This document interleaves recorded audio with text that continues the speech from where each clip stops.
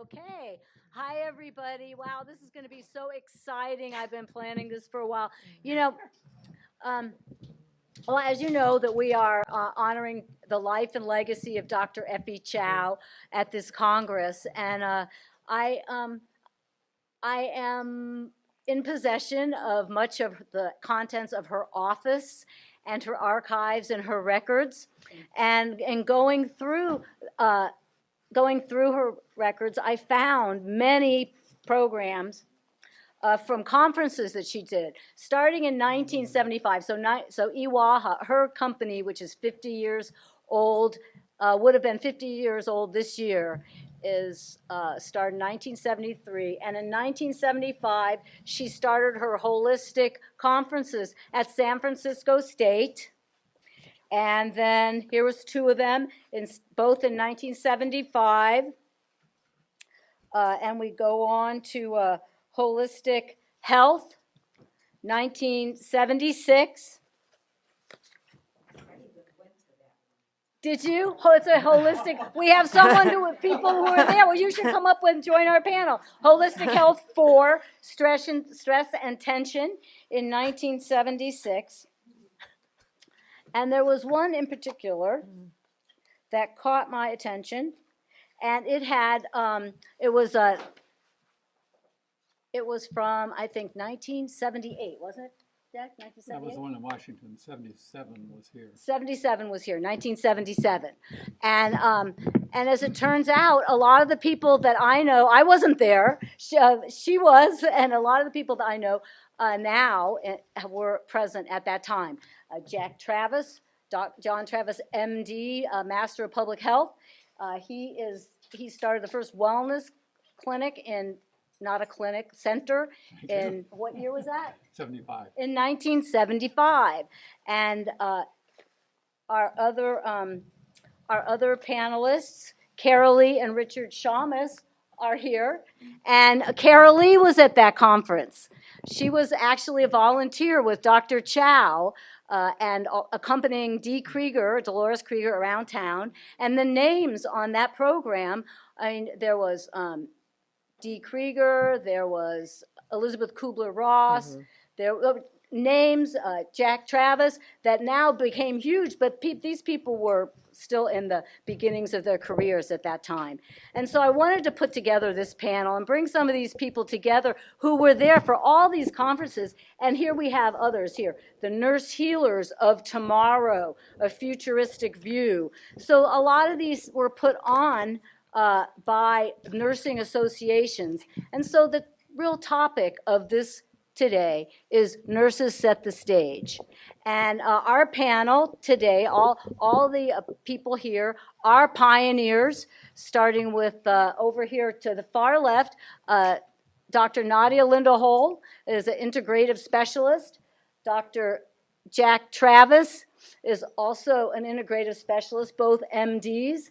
Over on this, then we have another MD up here, Dr. Richard Shamus. His wife, Karilee Shamus, is a PhD, a holistic nurse, and prolific author. Kay Lahdenpera, very long-time friend and supported the Congress for many, many years, is right here. And she is a public health nurse and psychiatric and public health nurse. And then Charlene Ossler, also a nurse extraordinaire. What is your, and a PhD in nursing, is that right? PhD in public health. And then at the end, not last but not least, Dr. Alex Feng, who brings in some of the Chinese medicine aspect and also the long association with Dr. Chow. So anyway, I'm going to let Karilee, she was there. I'm going to let her run this conversation. And I said I got my master's in psych nursing, and then I had a job at age 25 where I was in charge of a locked psychiatric unit in a county hospital in Maryland. And I loved that work, but I realized already that I was going to be removed from patient care the more education I got. And I wanted to keep doing patient care. I was in charge of a locked psychiatric unit when I was so young. And then I finally followed the call of the heart and I moved out to San Francisco. And that's where I met Dr. Chow. And she and Dr. Dolores Krieger, who was professor of nursing at NYU, got together and were teaching classes for nurses. So I was involved in helping to put together the first International Congress of Nurse Healers. And it was just a joy to be there. I really knew that holistic nursing was something I wanted to pursue. And I went on and did that and became one of the first certified holistic nurses in the country. And I'm very proud of that. And the American Holistic Nurses Association is still certifying nurses and teaching holistic nursing. And I was involved on their board for a number of years. So it's been a pleasure to be there. Great. And you know who else was there was Jack Travis. And it was really wonderful when Dr. Chow was in the hospital only 2 days before she passed away. Jack did an interview with her from her hospital bed. You know, Dr. Chow said she wanted to die on stage, and we basically made it happen. And one of the things he said to Dr. Chow is, you know, your conference gave me the confidence that I was moving in the right direction. So would you like to pick up on that? Well, my calling was to take on big pharma, and I didn't realize it at the time. But I was an intern at the Public Health Service Hospital in San Francisco, where Rich later was 2 years later at the same hospital over on the Presidio. And I grew up in a small town in Ohio where my dad was a country doctor, and his patients would ask me, "You're going to be a doctor like your daddy when you grow up?" And it was pretty easy to figure out the right answer to that. So I went on blindly doing chemistry, med school in Boston, couldn't get out of Boston fast enough, and wound up in Mill Valley, California as an intern at this hospital in San Francisco. I missed Woodstock. It was going on while I was in med school. I knew something was going on. And what I discovered as an intern is I couldn't remember drug doses or names, just like blanked out. And it seemed wrong to me to be covering up symptoms with drugs. And I could see something else was going on. And I had a transformative experience. It was in April of 1970 when a patient told me about this guy, Herb Benson, in Boston, where I just come from, lowering blood pressure with relaxation. I thought, what? That couldn't be. And that shifted my entire career from allopathic medicine into what became wellness. So at that point, I was about to get drafted to go to Vietnam. And so instead I picked going to Baltimore, which is slightly better, 5 years to do a residency in preventive medicine at Johns Hopkins, where I encountered on the clearance table at the medical bookstore a book called High Level Wellness. It had a mental, emotional, spiritual, and physical view of health. And the guy who wrote it in the 50s, it was now on the clearance table because it was 10 years old, was the founder of the U.S. Department of Vital Statistics. So I thought wellness was a silly word, and in fact, almost didn't even use it. But out of that, I developed what I call the illness-wellness continuum, and I can show you a picture of that here. In 1972, which has the treatment paradigm here on the bottom, which is fixing things and takes you from premature death all the way to no symptoms, the neutral point. But the wellness paradigm can take you across the neutral point into awareness, education, growth, and ultimately high-level wellness. So it was a different model, actually, than the holistic medical model going on at the same time, but a lot of overlap. So it's still listed in Wikipedia. I can't get them to fix it. I'm listed as an integrative medicine, but I'm not. I didn't do treatment. So that led to founding the Wellness Resource Center in Mill Valley in 1975. The continuum then became part of the Wellness Workbook, which is still in print 35 years later, and the Wellness Inventory that's now online. So I founded this wellness center in 1975. and in Mill Valley, thinking it would be a little tame, me and a part-time biofeedback practitioner. At the same time, Rich had started the Holistic Health and Nutrition Center about 2 miles away, and Tom Ferguson, who founded Medical Self-Care magazine, said, "Throw a dead cat over your shoulder in Mill Valley and you're likely to hit a holistic health center." That was a famous quote of his. So what happened was, in large part, Effie started it by inviting me to speak at one of her classes. I think it was in probably early '76. And I had no idea anyone was paying attention. So that led to being in these 2 conferences, which led to one of my best lifelong friends that I met there, several of them, and we get together every year. He lives in Virginia. It was a major transition. The Wellness Center then burned me out. The final stages of it, I'll tell you that the word wellness was so strange that we had to spell it on the phone. And in 19... There's a word you don't hear every day. I got to start over. For his work in this field, Dr. John Travis established a wellness program. He was on 60 Minutes. This is 60 Minutes. Now, there's a word you don't hear every day. Noted for his work in this field. That's what it was. Yeah. Wellness. That's why you had to spell it. And thanks to that program, I think the word got out in the public, but it got co-opted by the treatment system. So now what most people mean by wellness has nothing to do with what Albert Dunn meant by wellness. And that's been a lifelong struggle. What I found was it was nurses who, I got 1,000 letters after having an article in the Prevention magazine, mostly from nurses asking, how can I get my doctor to pay attention to this? So that led to eventually having 13 staff members. I had my 15 minutes of fame traveling around the country. Got to speak to the governor of Colorado, the Surgeon General of Canada, and so forth. But it was a high time, and thanks for hauling some of us back together. So. Oh, that's great. Well, thank you. Yes, thank you very much for that. And then now I understand there was a holistic. Did it have an H? Did it have a W, or didn't it? Rich Shamus? Exactly. I got into this whole field, whether it had an H or a W, because I was dissatisfied with medical training.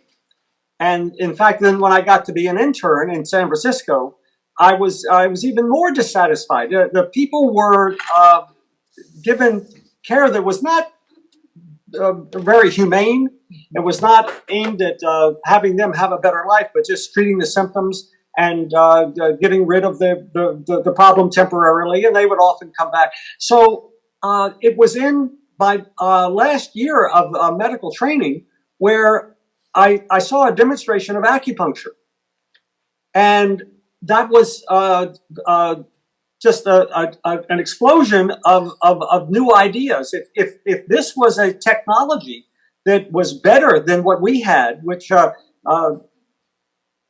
the head of anesthesiology at UCLA Medical Center held in his hand a batch of needles, and then showed on the other side of the room was a whole bunch of equipment for anesthesia for surgery. And he said, this technology with these needles is better than all of that stuff over there that puts a person practically dead. So that changed my life. I said, oh, there's got to be a better way of doing healthcare and medicine. And as soon as I finished internship, it was very clear that I had somehow just found my way to a hotbed of like-minded people. It was an enormous amount of energy and hopefulness and eagerness to change the field of healthcare and have it be better. Okay. So the people were talking about educating the practitioners. There were conferences, there were workshops, there were groups. There are many, all different places all over the San Francisco Bay Area, which is a large, many cities and counties involved. And in each each time I would go to a conference, or I would say, okay, this is great. Let's have a clinic. Let's actually do this. Let's put it into practice. And no one was up for that. Anyway, I complained about it. And a friend finally said, look, you and this other guy are the only two that are complaining about not having a center, and a clinic. Why don't you two get together? So I met up with him, and it was great. It was that started the Holistic Health and Nutrition Institute. That was in 1973. And we called it an institute because it was a clinic on the ground floor, but up above was a classroom and presentation room where all the different alternatives, the healing alternatives were presented at night. But during the day, we had a clinic. But it wasn't just doctors in the offices. We had there was a dance therapist, a massage therapist. We had people who were acupuncturists, people who were homeopaths, and it was a large group of different kinds of folks that I was pulling my hair out trying to herd cats, to get them all together. But we were having a wonderful time, and people would come to us, and they were having a wonderful time. So we kept thinking this is going to change the world, and just like Jack, we had some articles in Prevention magazine, and we're getting publicity. But Jack came to town and opened up a center, and he got publicity that we were only hoping for. And so one day, a news crew, the video news crew from Channel 4 came to our clinic and said, is this the Wellness Resource Center? We want to do a spot on you, right? And I said, knowing it was Jack Travis's center down the street, I said, yes, you're here. You're at the right place. You're right here. And this is our set. So anyway, we got on the coattails of Jack for one of those. But it was an enormous amount of wonderful, cohesive, synergistic kind of energy. And heading that up was Effie Chow. Dr. Chow was doing conferences and one thing after another. And she had said, nurses are going to be a big part of this. And one day, someone comes to the door, and they called me and they said, you ought to come down. There's this person here. So I came down and looked around. I didn't see anybody, but then I looked down. It was just a little short person. And that was Karilee. And she said, you're running a good clinic here, but you don't have any nurses. That's so I had looked at her. This was, 45 years ago. And I looked at her, and I was so flustered. I thought she was pretty. I thought I'd known her from somewhere before. It was, I was going through all of this, and I couldn't think of anything to say except, I love nurses. So we got married, and have been together ever since. But Effie was right. Effie Chow was right. The nurses were very important. It became very clear that with a big center like this, with many different offerings, in fact, we had a hot tub out in the back, and it was definitely a holistic place. But we needed someone who knew the alternatives, but knew enough anatomy and physiology and chemistry to know what kind of illness a person might have and what might be the best fit. Should they see a homeopath or should they see an acupuncturist? Were they in pretty good shape and needed the wellness expert? Or did they need something, maybe the hand reader, to get a new spiritual outlook? So we had all of that. But how to match up the people. And one day was this inspiration. I don't know who came up with it, but maybe Karilee came. Anyway, someone came up with, we should have the nurse be the triage person who screens and does the initial intake. And that worked great. We called her the Health Resource Guide. Mm-hmm. Okay. And that has survived now. That has survived in many different medical centers, and the Kaiser Permanente Foundation, they call it the advice nurse. So Dr. Effie Chow was right. that the nurses are crucial to this this whole new kind of healthcare that we were trying to bring into effect. That's really great. Thank you, Rich. You gave us a really wonderful historical update. I love that. Where are the nurses? Where are your nurses? And you know, you mentioned something, Dr. Chow, when she went to nursing school after growing up in a Chinese family and where they practiced traditional Chinese medicine, but she wanted to be Western. And then she got into the hospital setting and she saw it was a revolving door. People come in and they leave and they come back. And so that's when she started to look toward, she left no stone unturned in looking for this human technology. I think finally, you know, we see that it's really one thing. But anyway, so working with her on that was Kay. Kay Lahdenpera. Worked with Dr. Chow and in Alaska. And let me pass the mic to Kay. Okay, I've decided, because I have a lot of dates, and these dates are important. And so I'm going to treat this, imagine a puzzle. And I will point out the different years that some creative thinking and proper healthcare was started regarding nursing. And so I wanted to think of it as a rainbow, because Effie likes rainbows. Should have mentioned her name. Sorry. Anyhow, in 1970 was when I met Effie, along with some other very progressive health people that were brought up to 50 nurse leaders in the state of Alaska. And so since then, we have been good friends.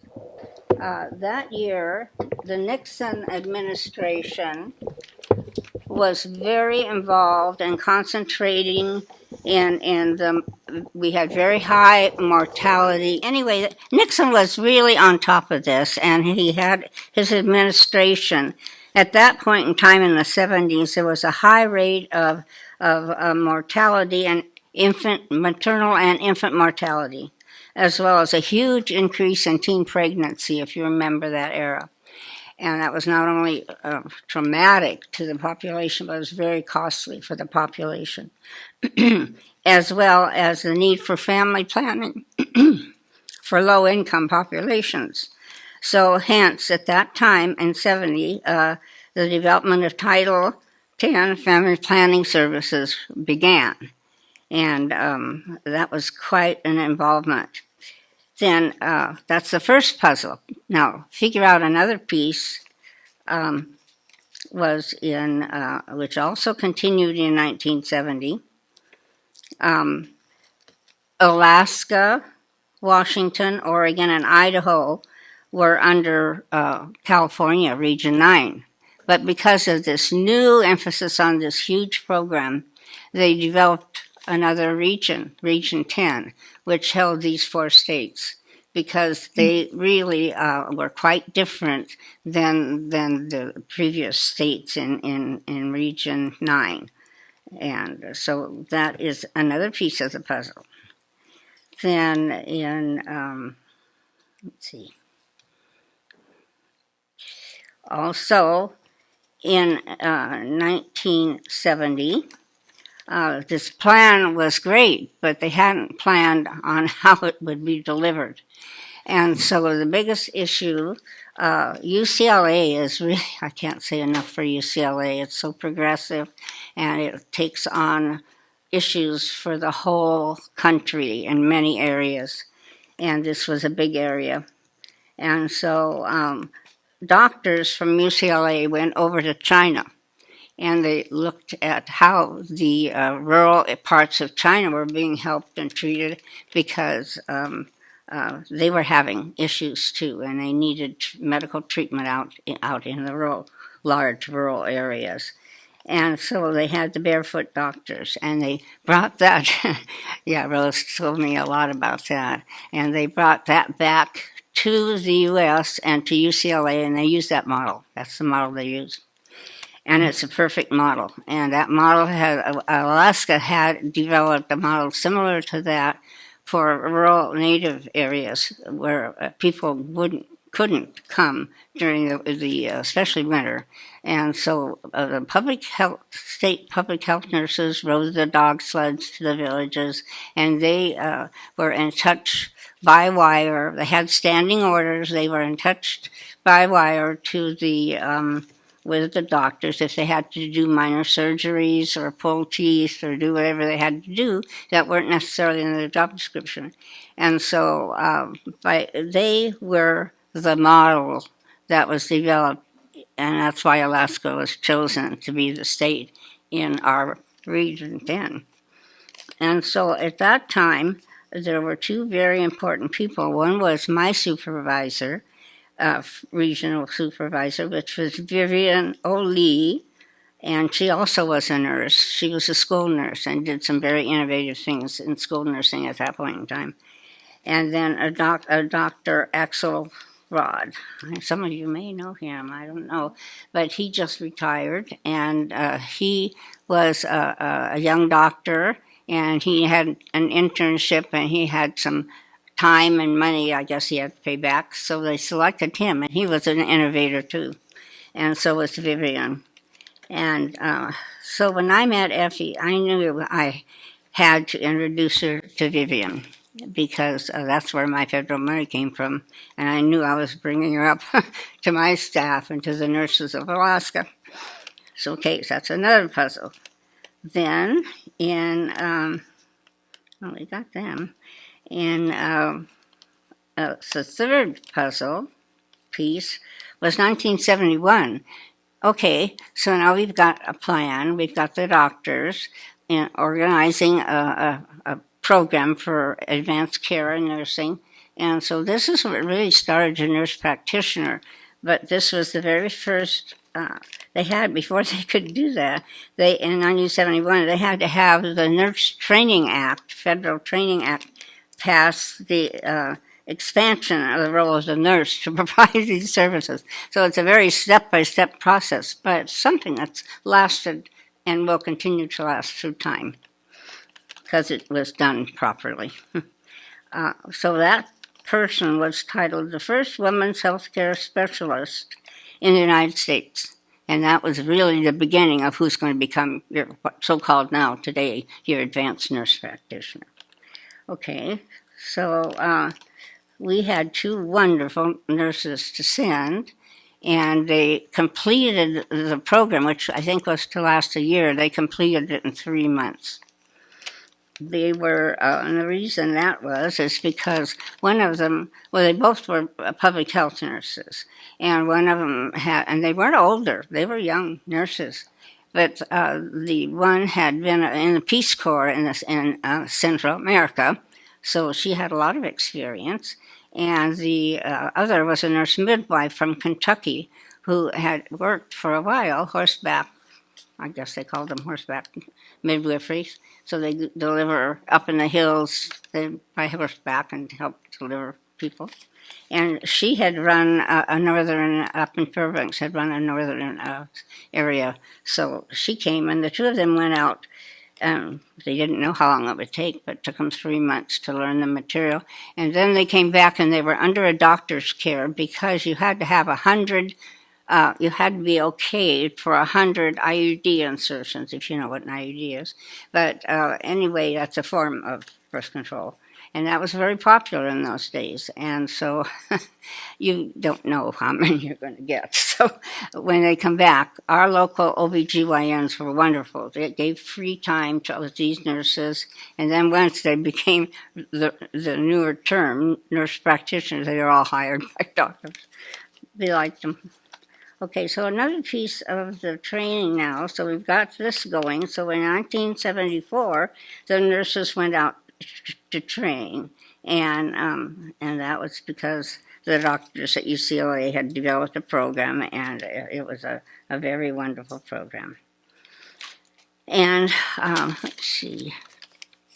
And one thing Effie did, she really was into education, and that's so important, as you've learned from all the previous speakers. But she, after they had developed this program for the nurses, but then there was no way for them to have continuing education. And in nursing, to get your license anyway, and I know in pharmacy and a lot of other areas, every time you renew, you have to have so many credits of current training in your field. And so that worked out quite well. But Effie was the one that it said, you've got to do this so that these nurses will continue to be updated and educated and pulled together, and they can share ideas and share experiences and problems, and that's how you work out a better program. And so that we were very thankful for her to do that. And once that my boss, Viv, met Effie, I was able to get a lot of money, and I brought her up to Alaska for my staff, but I also brought her for all the nurses in the state. So we advertised in advance so that nurses could get time off and be able to come in, and it was such a treat for them because they were so isolated working up in the bush area. So that worked out. So that was Effie. She's always on board. And she grew to really love coming to Alaska. She did start some of her programs in Homer, Soldotna area. A hospital went and did that. Let me see if I got everything in. Yeah, I think that's it. I think it's a program that still goes today. And we really, as a country, should be ashamed of ourselves. We have very low infant mortality rates. That is very poor. We're about in a third world country. And we really need to think about that and need to put money in that area. And in the prevention of pregnancies. And right now, the problem with this problem. It's not teenagers. We did solve the teenager problem. It's families. Let's give her a hand. That was amazing, Kay. It was amazing government program. Well, I mean, the work you did to summarize that, I know you gave us a lot of information there and summarized it beautifully. Thank you. That really gave us quite a history to the nurse practitioner program and Dr. Chow, her contribution to that. Oh, she did great. And what was I going to say? Oh, that Nixon, he worked personally with Planned Parenthood and with the Guttmacher Institute. Guttmacher Institute is a, what would you call that? It's a private concern that is very interested in reproductive health. Well, I think that's a history that many of us were not aware of. Thank you very much. So, Charlene, can you tell us where you fitting into all this here? A nurse, an indispensable nurse, I know. But tell us more. Tell us more, Charlene. I don't know about indispensable, but my life as a nurse started in my basic nursing education in Cleveland, Ohio.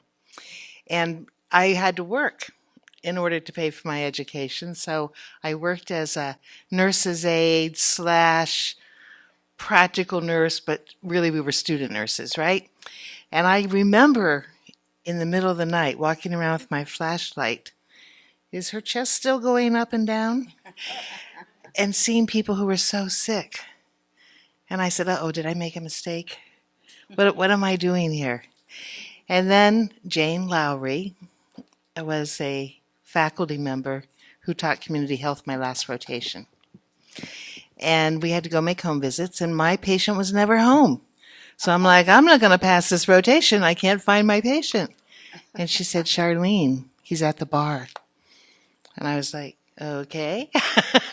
She said, go. And she went with me. We sat there at the bar and talked to this man about his developing cirrhosis and how could we help him. And I was hooked. Not on the alcohol and the cirrhosis, but So when I graduated from nursing school, I said, I have to go to public health. I have to be in the community. And they wouldn't take new nurses in Cleveland. So I ended up in Washington, D.C., which started this trajectory of my life. And in reflecting through this panel, which has really been a really wonderful experience for me, and I appreciate your doing it, Anne, I was impressed with, if you just stay open, the universe through synchronicity will give you so many gifts. So I went to Washington, D.C., I worked at the VNA, and I was fortunate to be one of the first group of nurses to do a nurse practitioner program at Howard University. And through that, I was able to develop a nurse clinic in senior citizen housing, one of the first big complexes in Washington. And not only did I get to do a nurse clinic, but I got to do a health promotion and wellness class for those senior citizens. And guess what my workbook was? John Travis's wellness workbook. And they loved it. They really loved it. Well, I went back to school, to graduate school, and when I graduated, I joined the faculty at Catholic University. And I said, we're going to make a nurse clinic here, because I had to create practicums for my students. And so I had to go before the administration and tell them what a nurse clinic was. And their first question to me was, but Charlene, if someone comes in with a fractured leg, what are you going to do? You can't take an x-ray. You can't read an x-ray.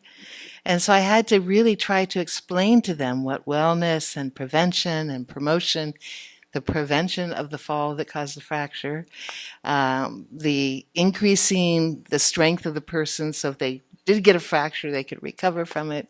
But I was successful in doing that and was able to place the students there. And then I realize now it was 1978, they had a wellness conference at the Marriott in Washington, D.C. And I looked at that program and I said, I think I need to check that out. And I went, and Effie always is upset with me for saying this, but I said, there was this short Chinese woman. She goes, Effie, short. And she was so full of energy and heart and spirit. I was like, I went to every workshop that she offered that weekend and was just totally entranced and really changed my life about what is nursing and what is health promotion. So then I went to North Carolina at UNC and taught in the University of Wisconsin. And then one magic night in Cancun, I met this guy who was born in China. And I tried to convince him to move to Milwaukee. And he said, I think you have to come to San Francisco. So I came out to visit several times. And one time I came out, I still remember this, we were sitting in the taxi, and Alex says to me, how would you like to have dinner with my friend, Effie Chow, at the City Club? I said, you know Effie Chow? I guess I do have to marry you. So that was 93, 94. And if you remember, that's about the time the World Congresses were starting. So Dr. Feng and I were involved in all 20, now 3 of them, and became very close. Alex was already very close with Effie as his big sister, but she and I developed a relationship that was, all of you have worked with Effie, and you know that she is going to create. She is going to create and make things happen, and she does it by pulling you in and trusting you and sharing with you, but also really asking you to step up and do it, make it happen, right? So that's my contribution. Wonderful. And you will, thank you, and segue to a friend of Effie Chow, Dr. Alex Feng. I'm not a nurse. So envious. But as you can tell, it's very nice to know other people who are influential. That's how we met. But Dr. Effie Chow and I we've known each other through the legalization of acupuncture in California, which I was involved with back in the 70s. And then we also studied together with some classes with some teachers from China, and she was involved with Qigong, and I was involved with Qigong. So we became friends and supported her on the first Congress in San Francisco. And I had 20 students. We went there and set up tables and blah, blah, blah, did all that thing. And she invited some very wonderful people that came, and I was very, very impressed with just the caliber of people that she invited and her influence in the field. So I'm extremely supportive of her for somebody who cared and knew how to get things done. And as you know, conferences are very hard to manage. And she had hundreds and thousands of people coming to the conference from all over the world and giving talks and doing demonstrations. And I used to joke with her because I said, this is like a shopping center. You get all kinds of people from all levels of practice and expertise. Some of them I have to say are like, I don't appreciate this. This is like, other people are like, oh my God, this is very special. But the fact that she had everybody there, you have a choice. You can see who is what, doing what, and enjoy and gain benefit from whoever that you were able to be exposed to.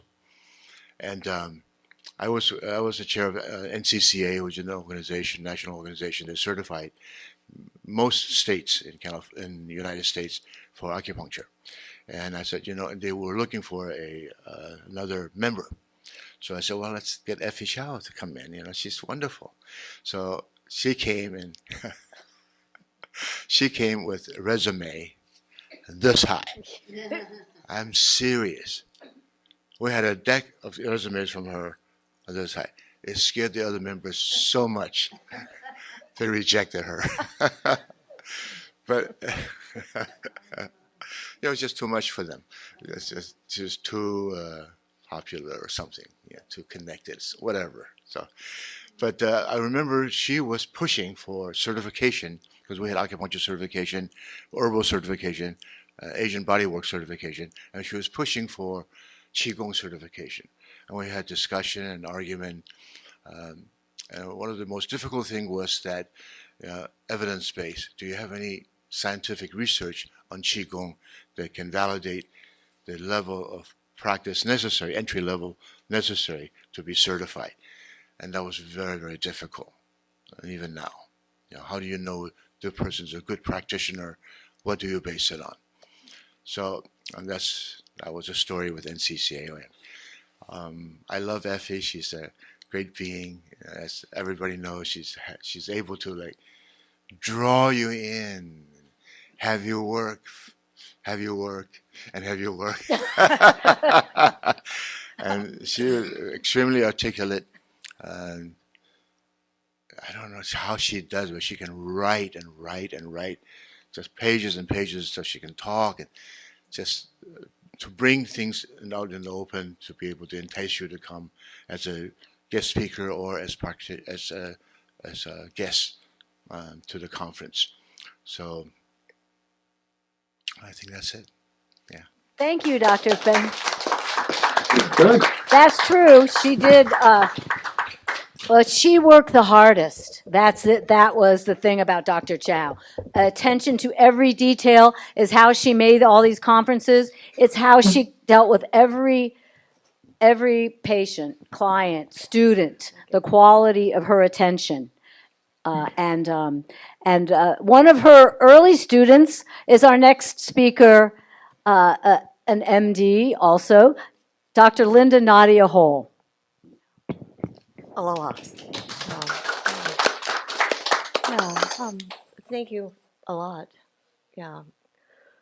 But it's hard to talk about Effie and not cry. No. Much here. I met her by accident. Chuck McGee should be here. He was a real pioneer. He was our family friend. We had every holiday meal with him. And I was going through a divorce.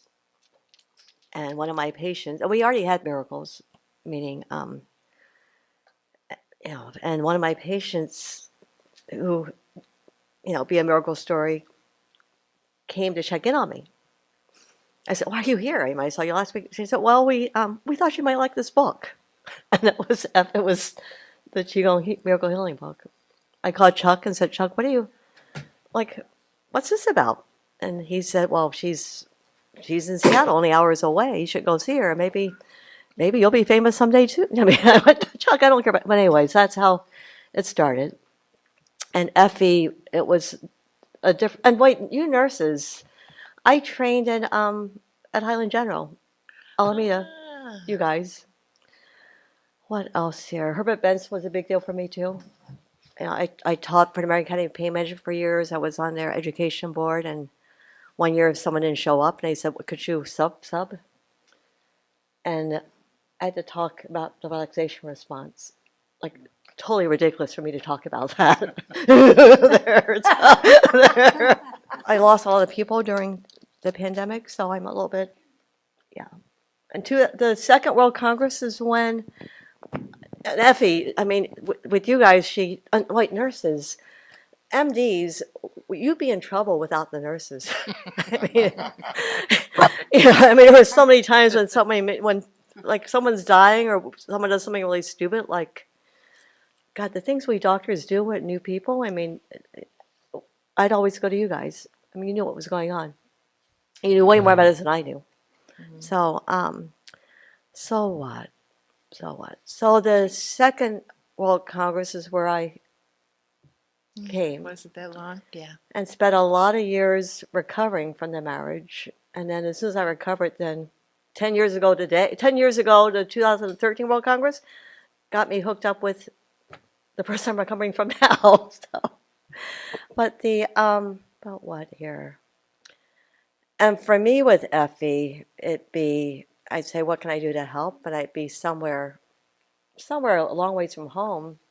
And she gave me like a whole, like, just huge crate of books or folder, to bring somewhere on a plane.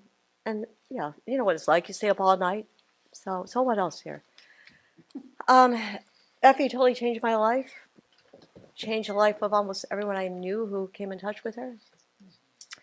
We did and Effie being Effie, we brought her to Spokane. And back then, even in the sort of what's happening right now, like total survival, no one had enough money, there weren't enough jobs, and there weren't any holistic practitioners. We brought in, the way Effie thinks, I caught it. We rented the Masonic Temple that's seated 1,200 people. We charged like $500 for the weekend workshop, and it was packed. Yeah. People were really hungry for it back then. And then wait, you all talked about you too, and you reminded me of all the stuff I did. I'd forgotten. I was the president of the California State Homeopathic Medical Society. Our first meeting were only 25 docs. And then the place we just do little things one at a time. Within 3 years, we had 300 docs. And we didn't have computers. We had the first Apple. We didn't have internet. We just had, you just go, you have your patients. People say, what can I do to help you? Help with this. And we helped put homeopathy in a map.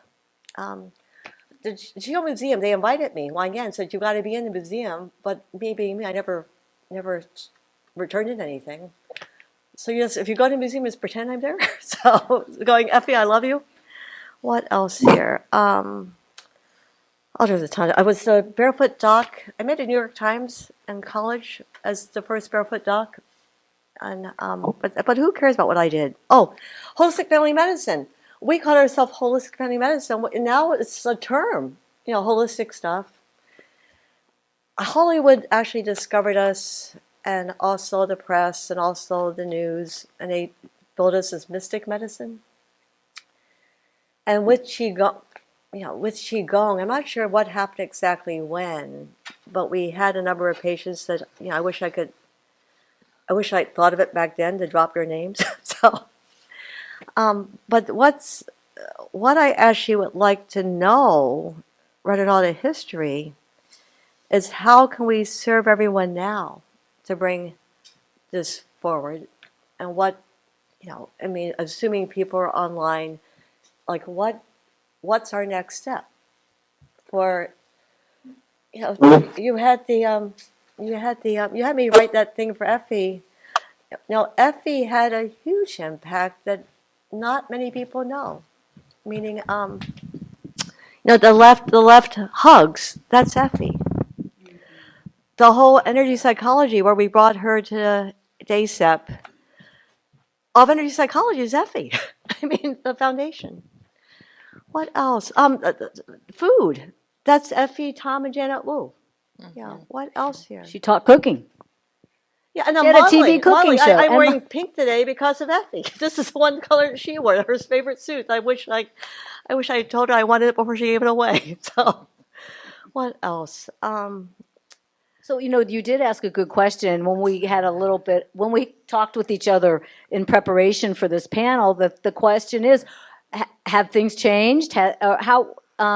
What's changed? Maybe what hasn't changed? It's changed hugely. Yeah, it's changed hugely. No, a lot of people- things have happened. Like the doctors want it, the people want it, and then how do we?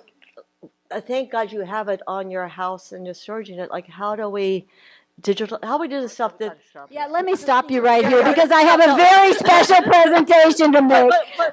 Dr. Linda Nadia Hall gets the Spirit of Chao Qigong Award for 2023. Let's give her a hand.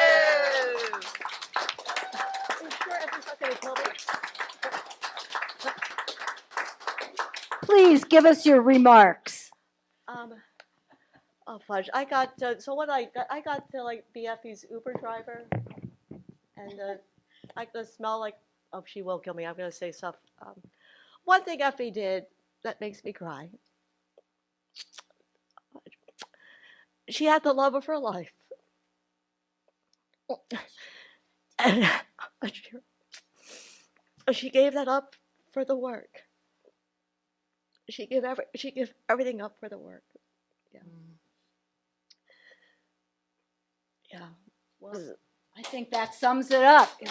Thank you, everyone. She doesn't care about us being Effie. She says, look, no matter what you guys have, everyone just do something. Thank you. Yeah. All right. Okay. All right, everybody. Why don't we stand up and bow and call it lunchtime. Right. Oh, wait, the hugs. We'll get our hugs after we bow and we can conclude this program.